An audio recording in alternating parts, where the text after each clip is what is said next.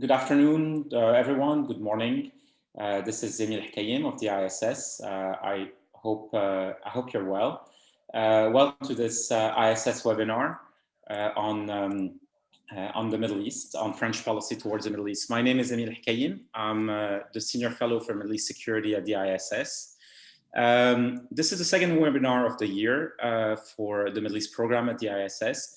Last week, my colleague Hassan Al-Hassan chaired a panel on what the Kashmir crisis tells us about regional politics between Pakistan, India, Saudi, Iran, and Turkey. I urge you to watch it on the website. It's available, and it was an excellent discussion. We at the ISS have been quite busy recently. We put out a special publication in time for the Manama Dialogue, looking at the geopolitical and geoeconomic impact of COVID-19, including for the Middle East. I urge you to look at it. In around 2 weeks, we will release the 2021 edition of the Military Balance, our flagship publication, which is packed with analysis of defense issues, obviously including on the Middle East. And there's a number of other publications in the pipeline, so please check our website. Today's seminar is about French policy in the Middle East. French has been quite active in the region under President Macron, who has initiated a lot of initiatives and has been quite a risk taker in the region. But this has also generated a lot of frustrations, and his own initiatives have met pitfalls and controversy at times. So the record is at the moment quite mixed. But perhaps France is actually well positioned for the new Biden administration, which is considering conducting its own maximum diplomacy strategy in the region, because France is, contrary to a number of European powers, much more present in Middle East politics at the moment. Now, just to look back at the past 5-10 years, France has led the European consensus on Syria. It has contributed significantly to the fight against ISIS. It has negotiated and then defended the JCPOA, the Iran deal, when the US left it. It got involved in Libya quite controversially. It leads the European camp trying to counter Turkish ambitions in the Eastern Mediterranean. And it still wants to play the role of a political chaperone in Lebanon. It's actually perhaps on Libya that France was dealt a significant setback, supporting one side in the civil war, but ending up wrong-footed and relatively isolated. Macron himself has led a policy that in French one would describe as volontariste, not necessarily the completely disengaged or cynical one that others have pursued. And he has done so at a time of US disengagement, which has been damaging. Macron spoke about the danger of brain deaths of NATO after the Turkish intervention in northeast Syria in 2019. France has been quite vocal and taken aback by the 2 partial withdrawals from Syria as well, which disrupted its own contribution to the fight against ISIS, which counterterrorism haven't been a top priority for France since the horrific attacks in 2015. Paris has also tried quite hard along its European partners to keep the JCPOA alive. And it's quite telling that some of the Biden administration's first calls went to Paris. And when one looks at the transcripts of that, the Middle East is quite present. So the panel today will assess French policy in the Middle East. We'll look at what drives French policy, how successful it's been, what have been the disappointments, setbacks, and pitfalls, and whether Paris can and will become a privileged interlocutor of the Biden administration. We'll hear from Charles Thépeau, who's a visiting fellow at the Washington Institute for Near East Policy. He's also a diplomat, but first and foremost, in my eyes, he's an analyst and an academic, so he'll speak as such. Rim Momtaz is a senior correspondent for Politico in Paris and has covered quite comprehensively the so-called Macron method, how Macron goes about conducting foreign policy. And Julian Barnes-Dacey is the director of the MENA program at the European Council on Foreign Relations. He works quite a lot on European policy towards Syria, Lebanon, the Gulf states, and the rest of the region. So thank you to all of you for joining us today. The webinar is on the record, and for those in the audience, please ask your questions through the chat function.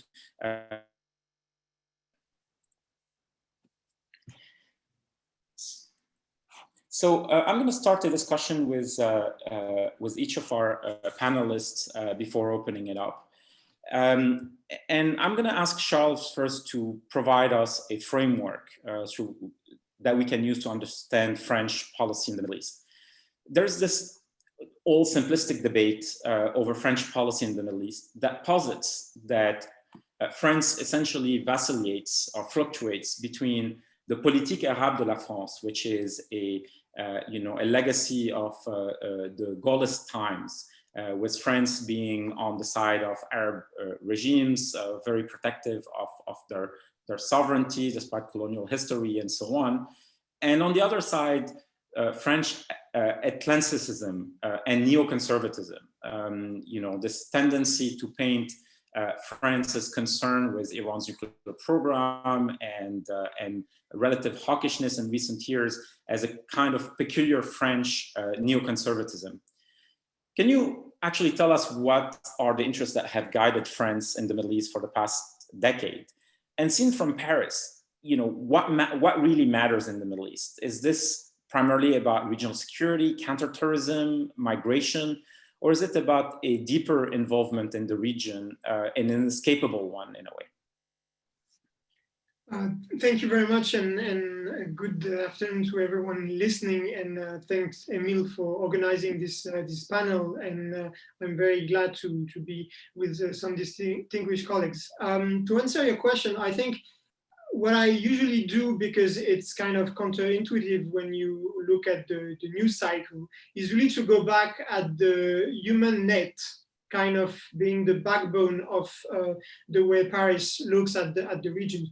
I'll talk in a second about geopolitics, about like some of the big questions you raised, but I think the key starter to understand the French approach is first to see obviously the historical legacy, colonization and etc. That's kind of obvious, but behind this there is a human reality, which is, for instance, in Lebanon, that you have a binational community that is very strong, very, very active. And so within French society, you have different diasporas or different groups who are connected to the Middle East, also to North Africa, but we'll focus today on the Middle East as such. But all these connections are creating a bound that actually you can't really avoid. So if you compare Middle East discussions in Washington, for instance, and in Paris, the discussion going on right now in DC, which is whether the US can basically withdraw or pivot away from the Middle East. To put it bluntly, this is not an option for France. You can't pivot away from the Mediterranean. It's not possible because that's just the geography of the country. And this trickles down to all the other issues you've mentioned. Obviously, the flip side of having a diaspora is a migration, because people go back and forth, of other people try to connect with their relatives. So you have extremely deep ties in terms of families getting together, but also education, culture, the number of foreign students coming to France, the number of institutions cooperating with French institutions. I mean, just a figure, like 40% of the French schools that are abroad are located in the Middle East and North Africa, which is about 140,000 students. So these ties are about education, culture, and these are things you have to manage as a diplomacy. Obviously, then I think this human net has created also economic ties and trade ties. And this is also quite obvious, but you have some let's say, very old-fashioned relations when it comes to energy, oil, gas. So you have a very intense trade relation with the Emirates, with Qatar when it comes to oil and gas. But I think another element that is maybe newer in this trade dimension is how international companies based in France try to change their value chain to locate some of their units somewhere else in the Mediterranean, taking back factories from China, for instance, and putting it around the Mediterranean. We've seen very successful projects, for instance, in Morocco, but that's also a model that can work when you look at Jordan or other countries. And so this is an evolving trade relations that is also shaping the French outlook to the Middle East. And obviously defense and security plays a big role, not only because of counterterrorism and the terrorist attacks you mentioned on the French soil, but also because I think the French army always had a very broad perspective on the way to anticipate crisis. Obviously, its role is to defend the French territory, but looking at a number of crises in the region, there is a clear understanding in Paris that you have to anticipate the moment where these crises are coming to you. And that's why you need to be proactive. And for instance, having a military basis in Abu Dhabi is key to be able to intervene in the framework of counterterrorism operations in Iraq or in Syria. In the same vein, having maritime missions in the Strait of Hormuz or having the Iranian operation to monitor the arm embargo in Libya are things that are part of a comprehensive approach where you try to build different tools that in itself are not sufficient to address the entire crisis or to solve a problem. That's really not the ambition, because, and that would be my last point to understand this kind of framework you asked me about. I think a key element, you mentioned this kind of proactive diplomacy that was specific to the French system. I think few elements to have in mind and that are connected to military operations, but also trade and human capital, is this idea that because of its history and because of these networks in the region, France has a specific responsibility. You mentioned the Arab policy of France. That's obviously a strong legacy, but I think it's wrong to oppose it to what you mentioned later, which is the transatlantic cooperation.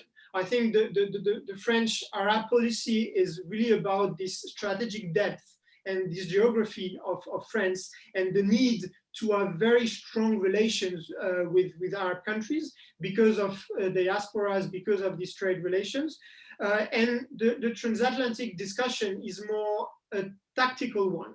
It's about the capabilities that France can provide to the multilateral system and the capabilities that it cannot provide alone. And part of the discussion with the US for many years has always been, I think, to find a smart division of labor.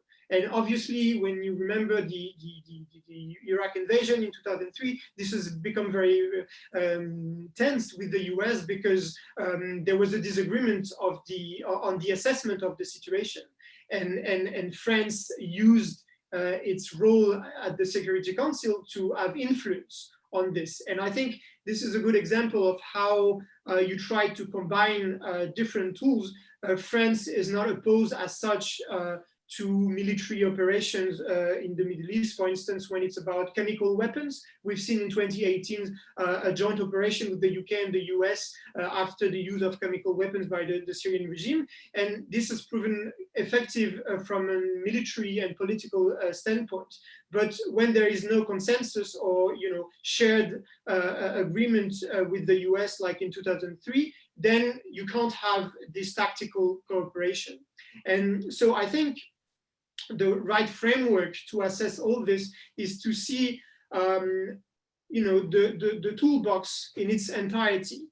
And obviously some topics are more catchy for the headlines, and it's really fun for the news coverage to focus on some statements or some tools because they are more illustrative for the general audience. But I think the toolbox is slightly broader than this, and this diplomatic responsibility that I was mentioning really relies on the notion that if you want to be an effective multilateral player, you cannot only sit in a big room and assume that UN mediators are just going to provide the solution on their own.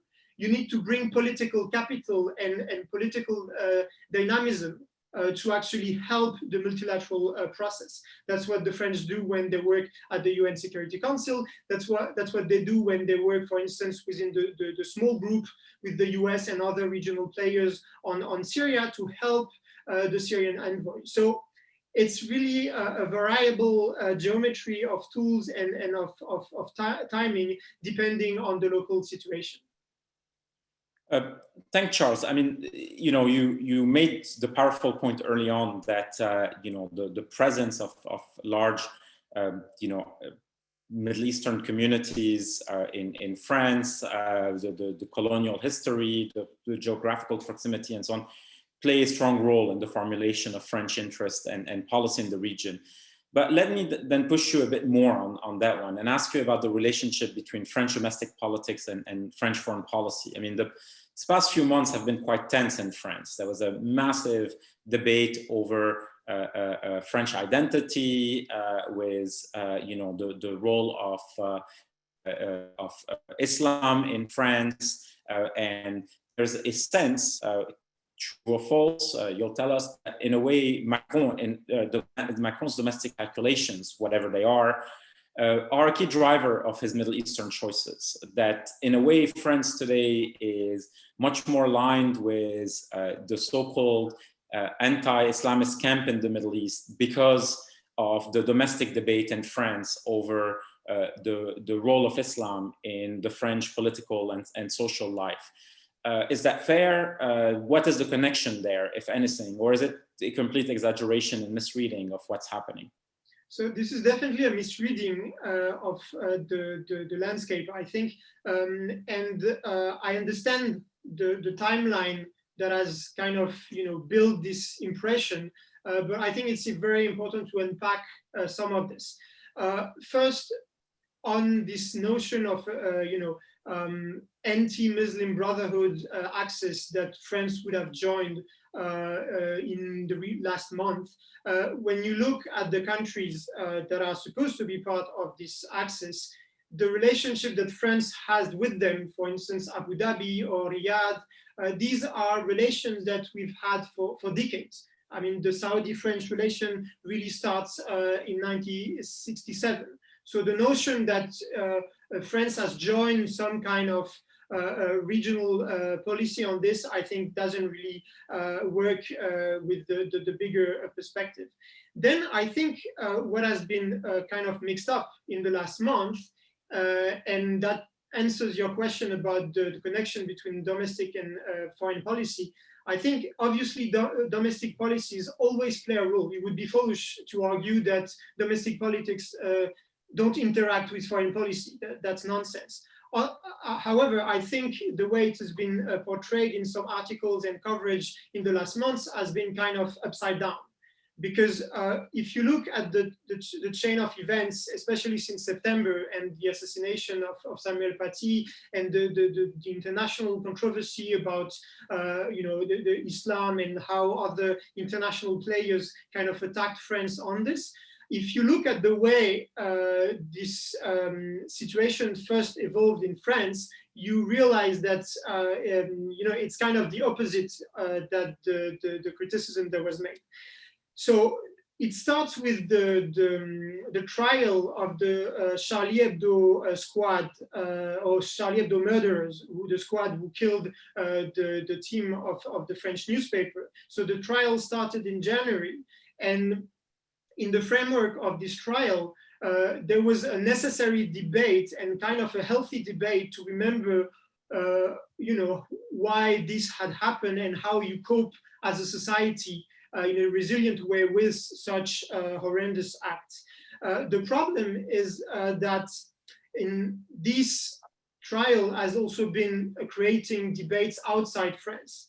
And what was primarily a domestic discussion gradually evolved into another international discussion, especially in October. Because if you remember, end of September, you had an attempt to attack the former building of Charlie Hebdo. No one was injured, but it was still a first attack. Then, unrelated to this, Macron made a very important speech about Republican principles and secularism in France on October the 2nd. And on the 16th of October, there was the decapitation of the teacher Samuel Paty. And after this, there was kind of this international news cycle that was using or making a mix between this domestic issue, which is about how you organize French secularism. And this is really like a sovereign issue for the French society and for the French government. But a number of commentators and international actors have been using this to actually wedge other attacks against French foreign policy. So the foreign policy dimension has been part of this, but that was not the intent of the policy in the first place. And when you look, I'm not going to go into detail because we don't have enough time, but basically when you look at the timeline, you realize that what kind of created this news cycle and this controversy did not come from the French debate. It was the Turkish president, it was other organization in Pakistan, and that's how we entered into this discussion.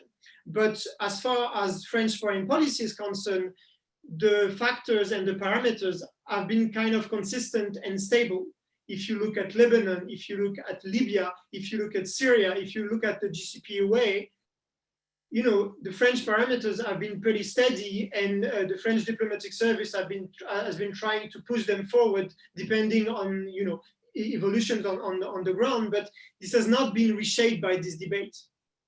Thank you, Charles. I want to bring in Reem Momtaz, who, you know, as I said earlier, has covered President Macron quite extensively and has written a lot on his foreign policy and his initiatives in the Middle East. I mean, first, Reem, I would be curious to hear your view on what Charles just said. I mean, I understand that this is the perception among many in France, what Charles said, but I've been quite struck by you know, the reaction, the response from elsewhere, which is, you know, it seems like this is not a, you know, the two sides of the debates are not connecting, and both are very defensive and so on.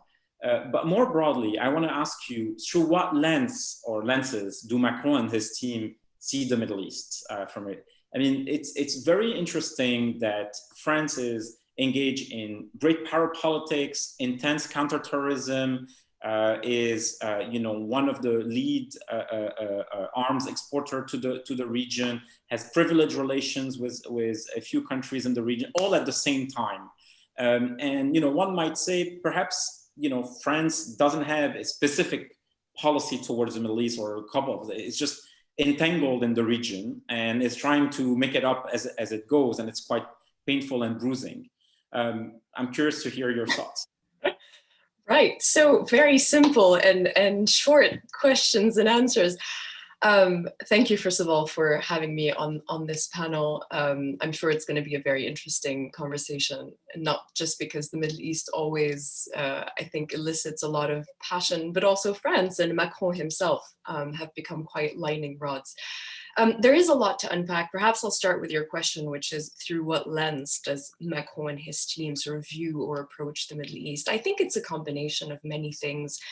There is no doubt, as Charles was saying, that, you know, there are some mainstays of French foreign policy toward the Arab world that we are seeing Macron follow, whether it's the relationship with Saudi Arabia, the relationship with the UAE, the relationship with Egypt, Israel, etc.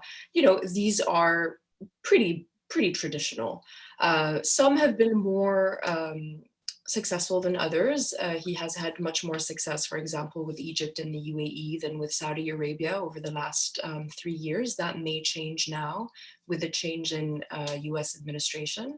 And the sense I get is that the sort of the French, or at least the Elysee, is definitely angling for that to see if there's an opening there. There's also obviously the dimension of terrorism. We can't forget, how important the 2015 terror attacks in France were, and not just because of these attacks, but of course that sort of ramped up a lot of their involvement, and their involvement in Syria also in particular sort of pivoted. Unfortunately, France had been willing to go further than the Obama administration in supporting even sort of the anti-Bashar Assad factions. Unfortunately, it didn't have the means to do so on its own, and so it has had to kind of fall into line with what the US administration has drawn, which is a mainly anti-terror, anti-ISIS approach.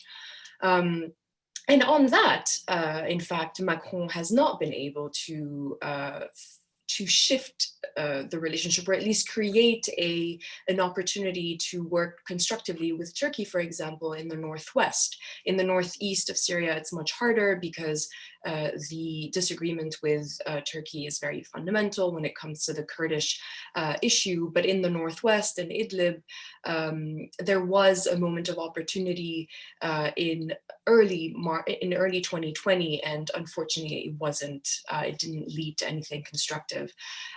There is also, with President Macron and his team, quite a bit of performance and an eye for opportunity and what they call in French a coup. And so they tend to try to have an approach that is more agile in order to sort of jump on situations and try to create opportunities and a win and a victory for Macron. You saw that very well when it came to Lebanon. I'm not saying that it is purely opportunistic and it is not based on a variety of other sort of driving factors, but they saw the explosion in August. Within 48 hours, the French president was on the ground. It was clear that he wanted to occupy the space, and he did, because no one else has cared about Lebanon for a while. And of course, there is a defense relationship, and of course, there is the defense sort of industry aspect to it, and of course, there is migration. So, it is multifaceted, and it doesn't surprise me that people who don't necessarily follow this every day feel like maybe there isn't a very cohesive French policy toward the Arab world. I beg to differ. There is, but it can't be a blanket policy, because every country or every part of the region provides its own share of challenges and opportunities and interests. Now, just on the second part, which is sort of the sequence that happened, or what we went through from October until the end of 2020, when it came to, as Charles said, around the time of the trial of the Charlie Hebdo attackers, but also that landmark speech that Macron gave about. It was supposed to be about what he calls separatism. And so what that means, for those who haven't followed that debate, there is a feeling among French authorities that a portion of French people, mainly of Muslim sort of origin or Arab origin, have tended to want to separate, literally, from the rules of the Republic. That includes laïcité, that includes equality between men and women. And so they've wanted to, these groups have wanted to set up their own parallel societies. And so the president wanted to respond to that. And his speech was very interesting, because for the first time, a French president actually admitted that some of the responsibility fell on the French state in terms of the ghettoization of French people of North African descent in particular. But he also said two sentences that sort of lit a fire across the Arab world and a lot of Muslim societies beyond the Arab world. And these two sentences were, the first one was, Islam is going through a crisis across the world. And the second was, we have to build an Islam of enlightenment. And that went, at least in the perception of many people in the Arab world, Turkey, Pakistan, other big countries that are Muslim majority, that was perceived as going well beyond the scope of that policy and that sort of domestic policy and the need to respond to that very domestic challenge. And unfortunately, until now, we have not heard anyone among sort of the French authorities explain why it was appropriate for the French president to speak that way about the religion of more than 1 billion people in the world. There is no doubt that Turkish President Erdogan jumped on the opportunity. As we all know, he has built his brand of politics on sort of being the vanguard of Sunni Islam and standing up for Islam. And unfortunately, President Macron gave him a golden opportunity to do exactly that. I'm sure we're going to get back to sort of the relationship between Macron and Erdogan. But one last thing I wanted to add, which is, Charles is right to say that, you know, France didn't sort of jump on the bandwagon or join an axis when it comes to sort of an anti-Muslim Brotherhood axis. It has sort of grappled with that question of Islamism and Muslim Brotherhood for a long time. But what is very interesting in the last few years is that the language and the approach and the positioning of the French government on these issues has been starkly similar, almost word for word, with what we hear from the Egyptian leadership or the Emirati leadership. And one very telling factor is when you listen to what President Macron, or how President Macron describes the 2011 intervention, you know, international intervention sanctioned by the UN Security Council and through NATO in Libya. And to him, you know, it was an intervention that was imposed from the outside, which is not exactly what happened in 2011.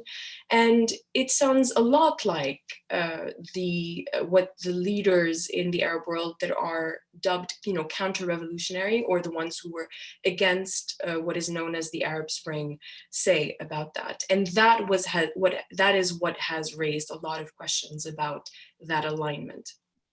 Let me ask you, I mean, before going to Julian, but let me ask you quickly. Macron has been quite active on 3 different files. On Iran, and you were there and you wrote about it, he tried to engineer a meeting between President Trump and President Rouhani at the UN General Assembly 2 years ago. And he failed, but and I mean, there was obviously the G7 meeting as well. But he failed, but he tried, and perhaps he's well positioned to try again or play that mediator role with the Biden administration. On Lebanon, France has been the only country really engaged during the crisis, after the explosion, and so on. He hasn't been able to achieve much. The Lebanese political class has, in a way, outsmarted him for the moment. It may not last forever. But that's another issue on which France is deeply engaged. And then on Libya, France has been quite bruised. It went in, it was an early supporter of Khalifa Haftar. Then Khalifa Haftar attracted other patrons. France was blamed within Western circles for escalating a situation that then in turn drew in Russia and Turkey. And then, you know, France is today, you know, a bit on the back foot there. In each of these 3 files, is France still a central actor? And do you think that the hope of Macron right now is to jump back in the game and tell, well, Washington, look, these are our contacts, this is what we've achieved so far, let's work together? Yeah, I'm going to try to be short on this, but you know, it's a good question. Is France still a central actor? It depends how you would define central actor. Is it an actor that can sort of change the situation on its own? No. Is it an actor that can play a very important role? Yes. And it definitely is keen to play that sort of important role. And we do get the sense right now that they're trying to set the agenda or the terms of the debate as the Biden administration is sort of finding its feet, right? And getting its bearings. On Iran, it's interesting. So I was at a small gathering with Macron about 10 days ago, and a few other foreign journalists. And the question was asked about Iran and whether he was going to sort of launch another attempted mediation. And he, with a lot of self-deprecation, said, listen, guys, I think I attempted my thing and I think I paid the price for it. I got all the criticism and none of the praise. So let's see what can happen. And, you know, he was very frank about the fact that the Biden administration obviously is full of people who have their own contacts and their own networks with the Iranians and do not need France to be mediating. But what was interesting about that is that he said that, well, the role that France would play is to make sure that regional interests and the concerns of regional partners, and he mentioned in particular Saudi Arabia and Israel, would be taken into consideration into what he has been talking about since 2018, really, you know, a JCPOA plus. And so that would mean, first of all, a return to the JCPOA, a return to compliance into the JCPOA by Iran and the US for that matter, and then enlarging it to a bigger conversation about regional issues like ballistics and other issues. So that is an interesting sort of positioning, and that is perhaps a very useful way for him to play a role. On Lebanon, perhaps his heart was in the right place, but the way things were implemented at the end of the day backfired, or at the very least was not constructive or didn't lead to the desired effect. He has not given up. He wants to continue being a player. He is sending his Middle East advisor to Lebanon in the coming days. And it's interesting because what we have heard from his advisors on this issue is that they would like the US to be, and I quote, more realistic about what is possible in Lebanon. But yet they have not been able to explain what that means. What is more realistic in Lebanon? And does that mean compromising and appeasing with Hezbollah more, when Hezbollah is obviously one of the main parties that is accused of being behind, you know, this explosion, but also the complete collapse of the country.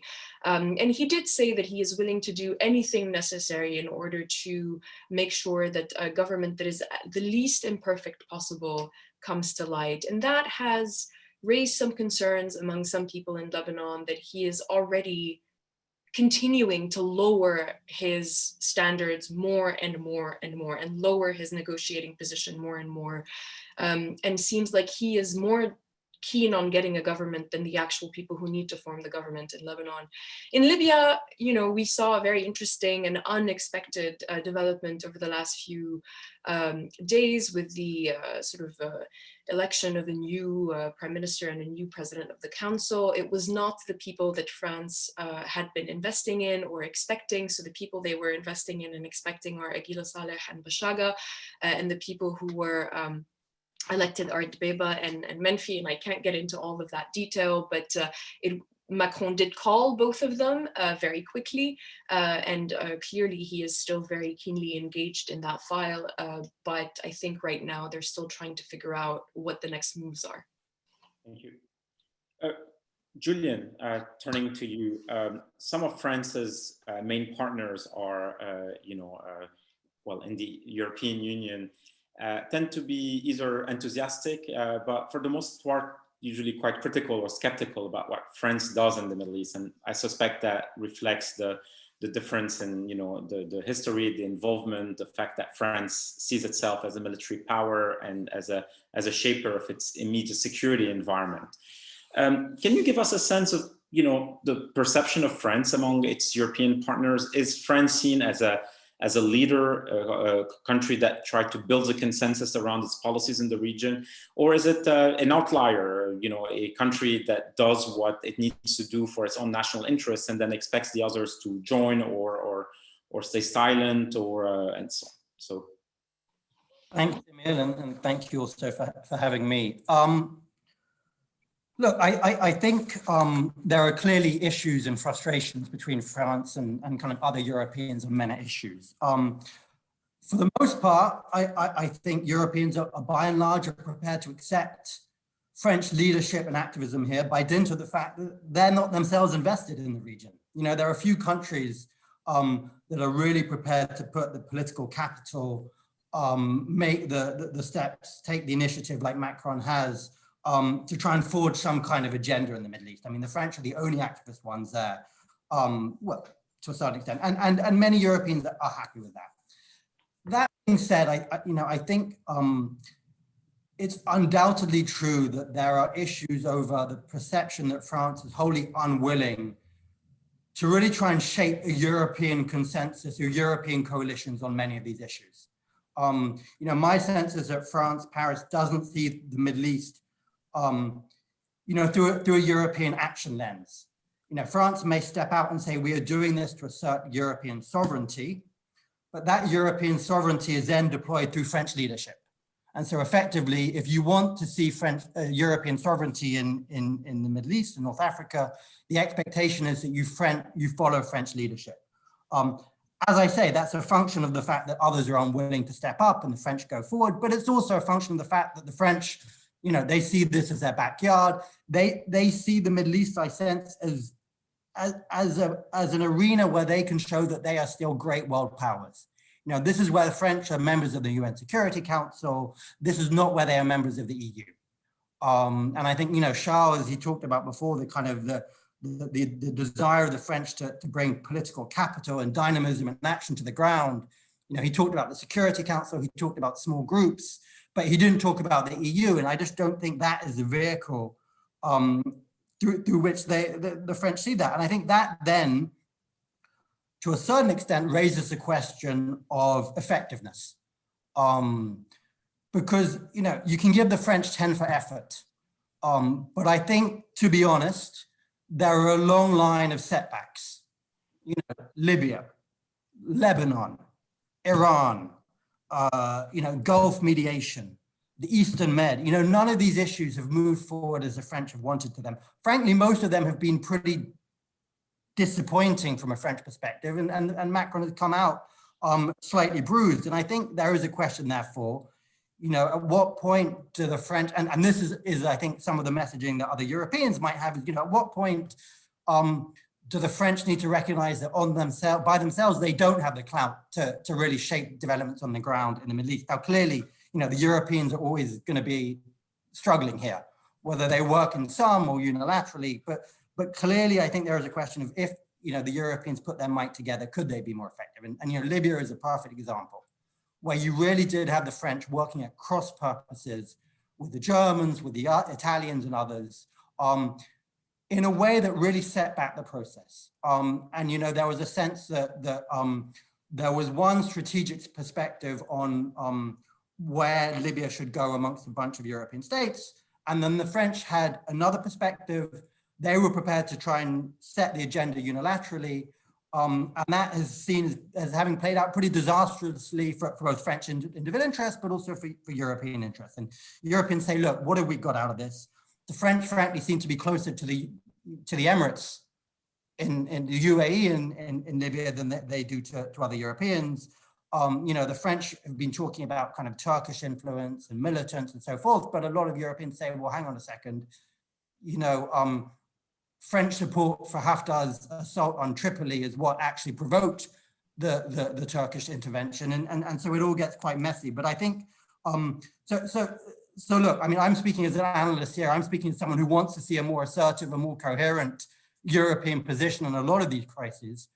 I recognize the French leadership here as being something valuable, given kind of the lack of it elsewhere in the region. But I do think that I, as an observer, and other Europeans do struggle with the sense that, you either follow the French way or you get out of the way. And I think that's a dilemma for a lot of Europeans as they think about the region.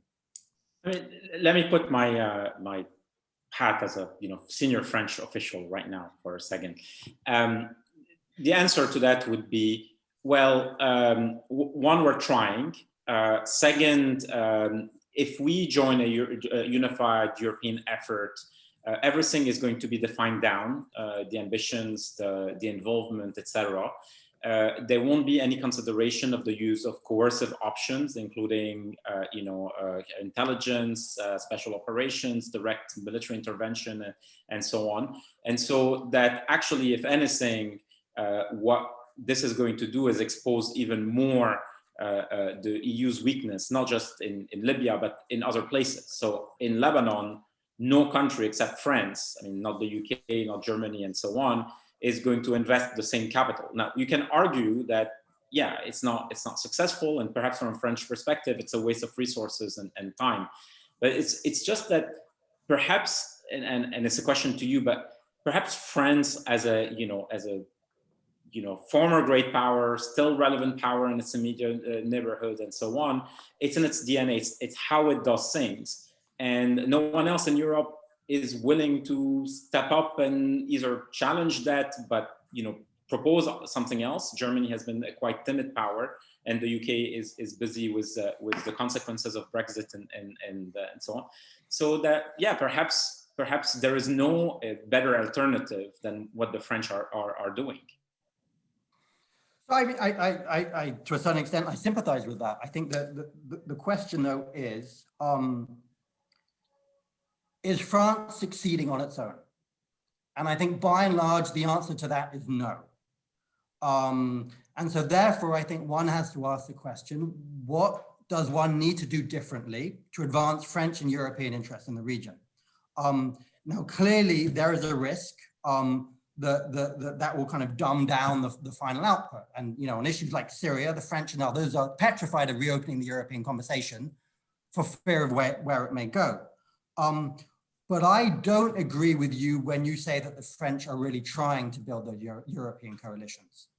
I think that by and large, the French are cutting out Europeans from these. They are not doing that extra step between, looking for that moment that Reem talked about, action in terms of trying to build some member states kind of with them. It's not a question of getting all 27, but there could be smaller coalitions, I think, of European states that the French could put energy into mobilizing. It's sad that the onus of responsibility is on France to do that. The responsibility is also clearly on others to step up. But they're not doing that. And I think therefore the French need to ask themselves the question, as you say, in Lebanon, it's the French making a difference. But if the Germans and others were to mobilize, could that make a difference? In Libya, if actually you'd had the French and the Germans and the Italians working together rather than at cross purposes, could this have been an arena where you don't have the Russians today, where you don't have the Emirates funding Russian militias to the detriment of European interests? Could it have been avoided that it is the method it is? So, it's all fine to say, look, we're trying, and if not, the risk is we dumbed things down if you win at the end. But if, across the range of issues you're struggling, I think there's an imperative on the French to say, look, we need to work with others who can bring a bit more combined clout to the table. Let's think about what European leverage is if we work with a few different states. How can we make ourselves more effective? And I think that's the challenge both for Paris and for other states. And I very much say this about other states. The Germans need to do more. The Brits are lost at the moment. The Germans have done something on Libya. You see the Swedes active on Yemen. You see moments, glimmers of kind of opportunity and light. But the question is, why can Europeans not get together and coalesce on certain issues? And that's where I think French leadership would be so valuable. But this is not a Middle East specific issue, is it? We can talk about French policy toward Russia, elsewhere. I mean, there's a Macron approach here, which defines a lot of the agenda. I want to bring in Charles in a second, because I suspect he has a number of points to make. But before that, I want to ask you, Julian, one final thing. It's about arms exports, a quite sensitive issue these days. So, if you look at Europe, it seems like there is a growing consensus against arms exports to the Middle East. Parliaments are speaking up, public opinion is turning against this, and so on. But France is a major defense partner of a number of Middle Eastern states. And it doesn't seem like this will have any impact on French perspective, but it will actually fuel intra-European debates. We saw last year frustrations with Germany and others when Germany decided to suspend arms sales to Saudi and other countries. Is that an issue on the EU agenda at the moment, or is it such a, defense and arms exports such a sovereign issue that, it doesn't get discussed? It's not even part of the, of the agenda. my sense is that yes, public and political pressure is rising, but this remains too strategically important to kind of the big European states, France included, to really shift position. And my sense is actually that actually the coming years we may see a shift in a different position. And I agree with Reem's point that she made earlier that much like under Obama, I very much foresee the Brits and the French looking to take advantage of emerging rifts between DC and the Gulf to try and sharpen, deepen their own relationships with the region.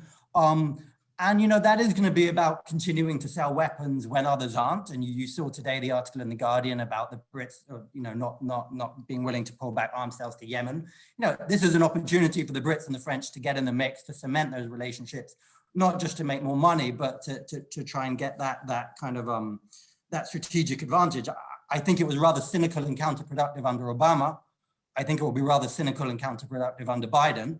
But I think that's what we're more likely to look forward to be honest.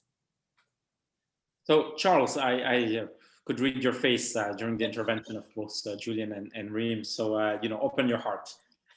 No, I mean, just a few comments. It's not very surprising that I disagree on a number of, let's say, nuances with Julian's. I think the bottom line being that we are all in favor of a stronger European foreign policy in the Middle East, because that's necessary for Europeans in general, and that can be also helpful for the region. But I think in the kinds of chicken and egg discussion about whether the French have done the wrong things, or like the Germans or the others are not active enough, I might fall in the other camp compared to Julian. But I don't want to belabor that point, but just I think highlight a couple of elements where I think we have to look closer to the specific situations to actually inform our discussion. First, the notion that it's mostly about making coup and having diplomatic short-term successes just to show off. That's not what Reem said, but that's what some other commentators said.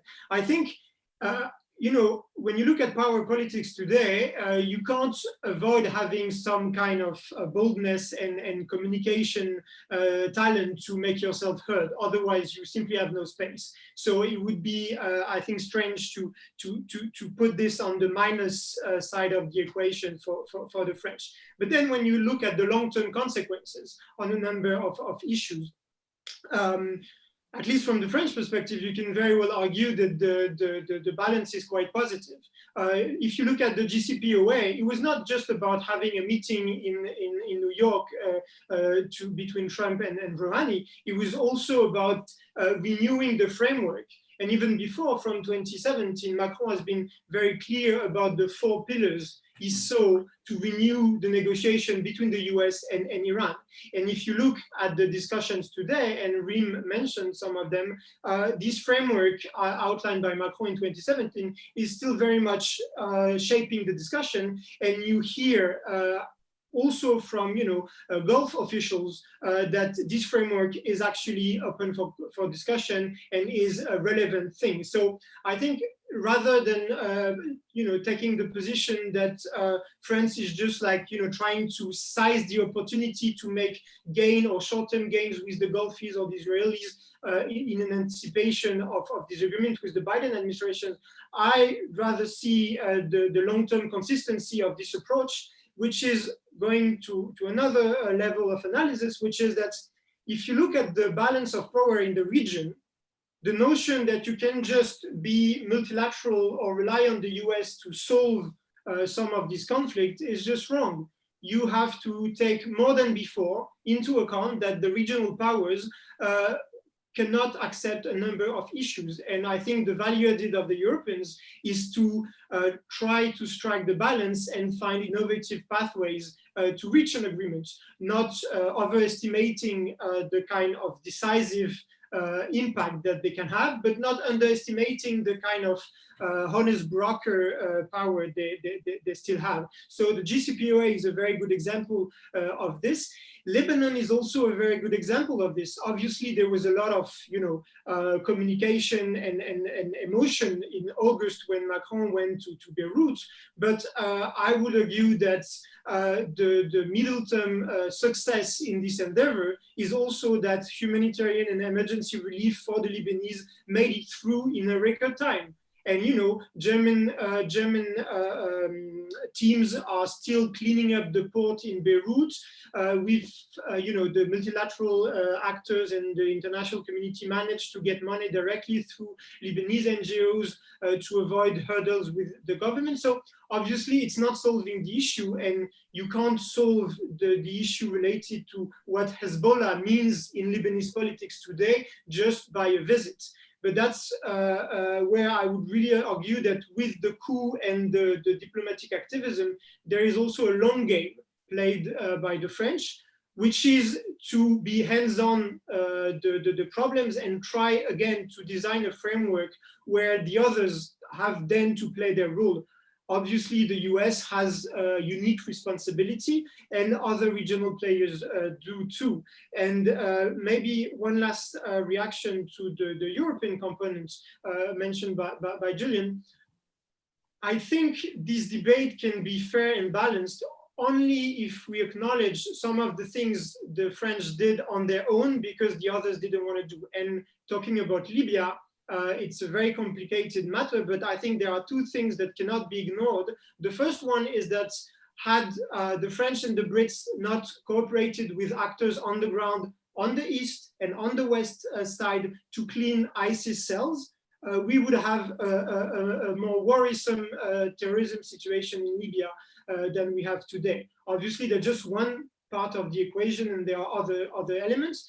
And when it comes to the diplomatic track, we've just had a breakthrough a few days ago when it comes to the political process. And I can't speak for the UN or for other actors, but my sense is that this breakthrough could not have happened had the Italians, the Germans, and the French not played the same ball and not worked in the same direction to actually support the UN. It doesn't mean the Italians and the French have the same reading of the situation and the same interest, but I think as far as the Europeans are concerned, we spend too much time navel-gazing about our own differences, while the critical mass of what is shaping the situation on the ground is provided by other actors. Thousands of Wagner mercenaries in Libya, thousands of Syrian mercenaries sent by Turkey. And when you look at other dimensions, you can't shape the diplomatic outcome with Iran without taking into consideration the fact that some Israeli cities feel that they can be targeted by missiles. So these are really like structural interests that you can't just ignore from the equation. And my sense is that they are shaping the kind of thinking of the French. Maybe sometimes this makes it more difficult to agree tactically with other Europeans, but I don't see how you can get rid of these parameters. Julian, just briefly, this discussion about how Paris should conduct itself in the region and pursue its interests is going to be quite hot. But is it your sense that French interests are best served not just by cooperating with the EU, but also by seizing on the Biden administration's focus on diplomacy and the French coming and say, hey, on at least 3 of these battlefields, we matter significantly. Do you foresee this as being a primary channel in the next, well, Macron has a year left in office or more, but. Yeah, I mean, I see natural alignment between Biden and Macron on many of these issues. On Iran, on the region, I think that the Biden team will be much more, as Reem put it, realistic on Lebanon in terms of what Paris may want. So I see much more space for that. And I think the US will look to Paris as the kind of the address for European leadership and action in terms of partnership in the region. They won't look to Brussels, they won't look to London or Paris, or London or Brussels. I think clearly there is that. My sense is that it is in the French interest to bring together a broader coalition of kind of European weight and might to further some of those agendas. I don't quite agree with Charles that the French haven't been active on the ground in a way that kind of works at cross purposes with what other Europeans are doing. And I think, you know, trying to align those in a better fashion, in a more coherent fashion, would allow the Europeans to do more, both to complement what Biden is doing, but also to stand up for their own interests when they do diverge with the US administration. And they are not going to be wholly aligned. There are going to be gaps, there are going to be differences. Europeans care about immediate geographical threats that come from terrorism and the challenge of migration. And these are not things that worry the Americans. I don't think the Americans are really going to want to go deep into Libya, for instance. So I do think, you know, there is a French interest and a European interest in trying to find a more structured, coherent fashion to take forward some action there. And finally, Reem, if you sit at the Elysee, how do you assess the French investment in building relations with Saudi Arabia and the UAE and Qatar in the recent period? I mean, France has invested quite massively in that. What are the returns there? I mean, we talked a lot about the UAE. What about Saudi? President Hollande was much closer to Saudi than President Macron right now. Is that, you know, is there a disappointment in the air? There's definitely, there's been difficulty with Saudi Arabia, let's say, over the past 3 years. You know, it's been hard for France to make it seem, you know, to convince Mohammed bin Salman, the Saudi crown prince, of its added value when he had a direct line and a very clearly chummy and close relationship with Donald Trump, but also Jared Kushner. Now that the Trump administration is out, that the Biden administration is sending some very different signals towards Saudi Arabia. If you've noticed, there hasn't been a call between the Crown Prince and President Biden yet, even though Secretary of State Blinken and the Saudi Foreign Minister have spoken. They have obviously also said that they might you know, unclassify or declassify the report into the killing of Jamal Khashoggi. All of that, you know, has some effect. They've said that they're suspending sort of intelligence operations in Yemen. There's a lot there between the US and Saudi Arabia that we'll need at least sort of figuring out in the next few months. And this is obviously an opportunity for France to try to sort of improve that relationship. The French never stopped trying to get that relationship going and trying to make it into something more of a strategic partnership like they have with the UAE quite successfully and Egypt. With Saudi Arabia, it has been mainly cultural, a lot of cultural cooperation, not so much strategic cooperation, but they are continuing to invest, and it makes sense, you know, without Saudi Arabia is an essential part of that region, and they seem to be hoping that at least in the next year they can make some advancements on that. And final question to Charles, and I think Reem will have also a view on this.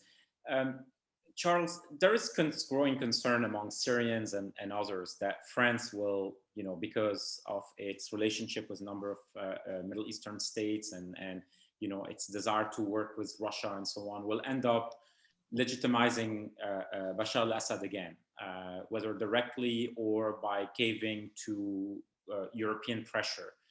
There's a sense that France today is one of the few countries still holding that tough line on re-engagement of the Syrian government and so on. What's your take on that? Is that a realistic prospect on the horizon? And what would a re-engagement strategy look like? Something, I mean, you've written quite extensively about what it should look like and so on. So I, you know, recommend to people that they read your stuff. But what would be your, you know, your forecasts in a way on this? Well, I think that the French position on this has been pretty consistent throughout the conflict, and you know, there is a clear push from a number of actors for normalization with Bashar al-Assad. But I think as far as the French are concerned, and I would argue also as far as the federal government in Germany is concerned, there is a quite stable and strong commitment not to normalize with Assad. Not only for the moral question that is behind this, but also for a practical reason, which is that at no point in the process has the regime moved on or made any concession on anything that would potentially make a normalization or such a process meaningful, which means that the core instability and the core problems of this conflict have not been addressed and will not be addressed by this regime. And I think the calculation and the thinking behind this steady work at the European level, but in Paris in particular, was that it's at the end of the day, it's not so much whether you like Bashar or not. There are a lot of reasons not to like him, but the core reason is that he's been a factor of instability. He's been playing with jihadis in Syria. He's been trying to play on European fears of new waves of migration. He's been trying to play on a number of elements that are very sensitive. So I don't see any reason right now to change that assessment. And there are obvious, in Europe, there are different groups who are trying to push towards normalization, but so far you see new sanctions from the EU pushed by the French or the Germans, and you see a pretty strong commitment to re-engage the Biden administration to work on a new diplomatic push. I think there are three levels where Europeans and Americans can work together in that respect. The first one is to really try to give like a new energy in the diplomatic process. I mentioned a small group, but like there is a need to have a renewed process, potentially linking the small group to the Astana process, to have like a larger discussion with the powers that have forces on the ground. A second element, which is key, and I've been writing on this extensively, it's how you organize international assistance to Syria. There is a notion now that Syria is reconquered by Bashar, while Bashar only controlled a portion of the territory, and even in that portion, the situation is very unstable. And there is an issue of making sure humanitarian principles are protected in the way NGOs give assistance to all Syrians in regime areas, but in non-regime areas.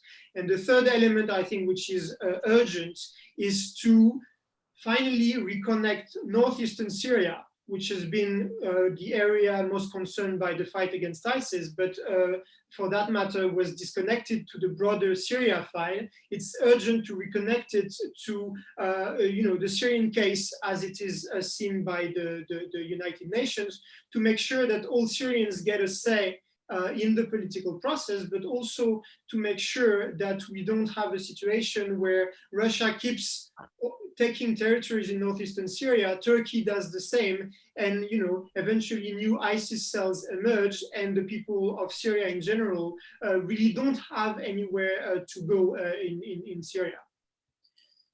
Okay, thank you very much. Thank you to all those who asked questions, lots of them. I tried to capture them in some of the questions I asked of the panelists. Thank you, Charles. Thank you, Reem, and thank you, Julian, for participating in this discussion. I suspect that France will remain a very interesting actor to follow in the next few years in the region.